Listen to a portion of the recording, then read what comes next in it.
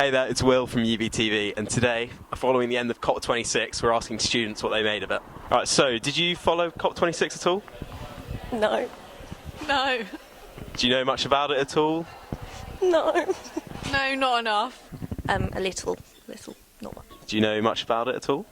Not a lot. I know the general principles around it, but not in a lot of detail. A little bit. I got the BBC News updates, but I didn't read them because there was quite a lot of them, and it was quite frustrating. Yeah, a little bit. You know what I mean? Followed the news. Did you go to the march on Park Street on the weekend? Nah, sadly I didn't. Yeah, I've been following it a bit. Yeah. Did you go to the march on Park Street on Saturday? I didn't, but I was hoping to, but I was rowing actually.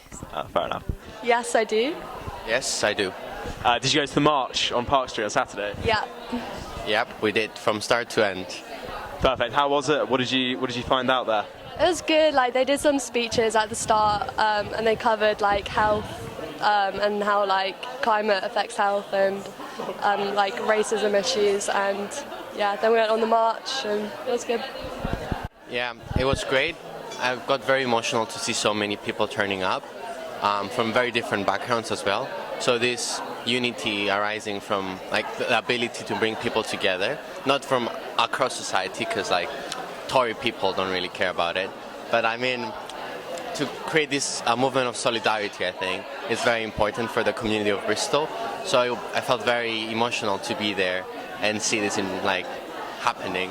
And yeah, and the speeches were very inspiring and everything.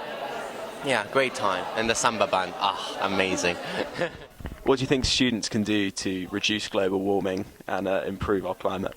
Okay, I'd say like little things like reducing emissions, using public transport, those things. I know they seem small, but if we all do them, using a cold wash on your washing machine, that's always a good one, isn't it? And obviously, I don't mean everyone go vegan, but reducing meat intakes is said to help. That's things I've heard anyway. So. I think it's quite unhelpful to put the blame of climate change onto individuals. I mean, personally, I do lots of things. Like I, don't use single-use plastics as much as possible. I don't eat meat. I try and reduce my carbon footprint as much as possible. But the blame is on, 78% of fossil fuel emissions are from the 100 companies, and it's saying that we can do something to change it. The only thing we can do to change it is activism, not actually changing anything we do in our everyday lives. That's a good question. I think beyond just taking it on an individual level, I think students need to work together and push for larger change. We need systemic change. It's not just something that we can... Obviously, it's important to, do our part, recycle and do stuff of that manner. But it's also more important that as a block of people, as a group of people, we have a lot of power if we stand together and we tell the government and we tell industry that we need change. I think that's the best thing that we can do. Yeah, I think we can firstly use our voices to speak up and talk about what's going on and speak about the change. I think how we live our lives is really important, what we're consuming, how we're travelling, what we're eating, and just overall having more awareness of how we're actually living our lives.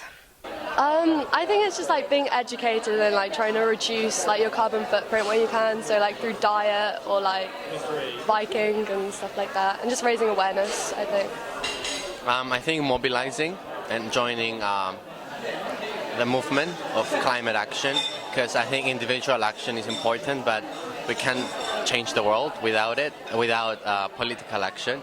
So I think mobilizing and getting together, even to change how University of Bristol functions, because a lot of things in the syllabus are still bad. I mean, even the university collaborates with army and other disgusting institutions. So I think we need to change our university and then take it to the streets. Yeah. Do you think that any of the proposed changes that world leaders have made are actually going to make a difference at all?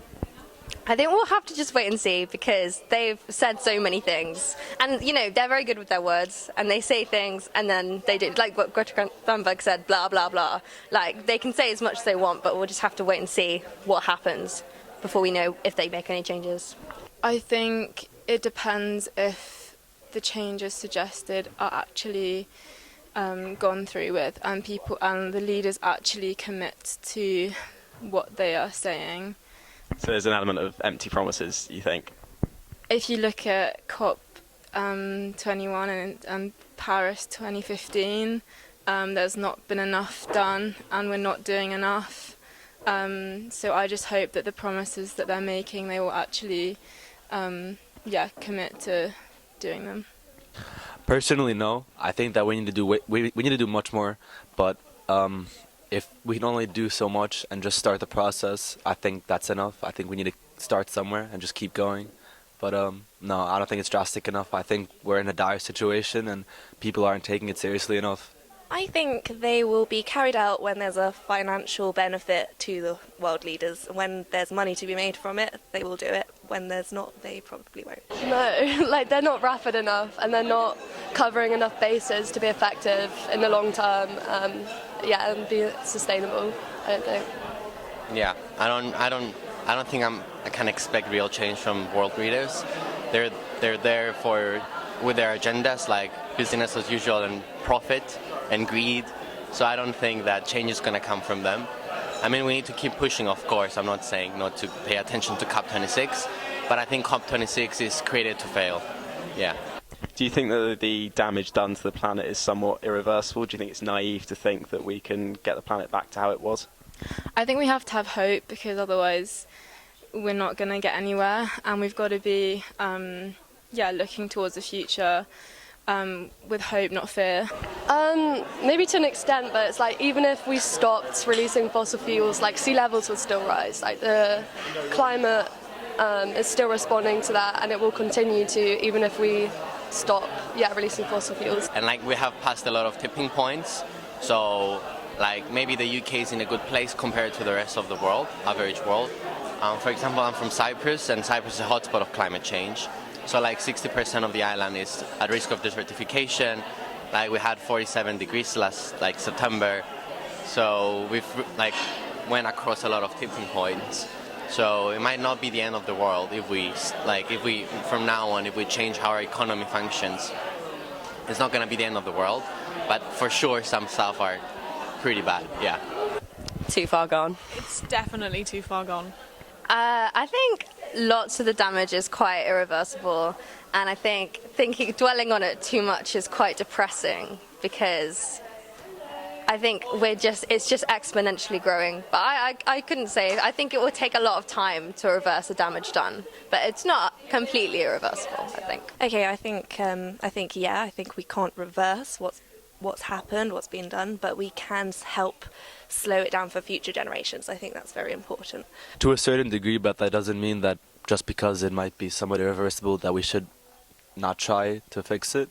There's definitely ways to mediate and also remove some of the really bad consequences of it, but that's going to take a lot of change and a lot of work.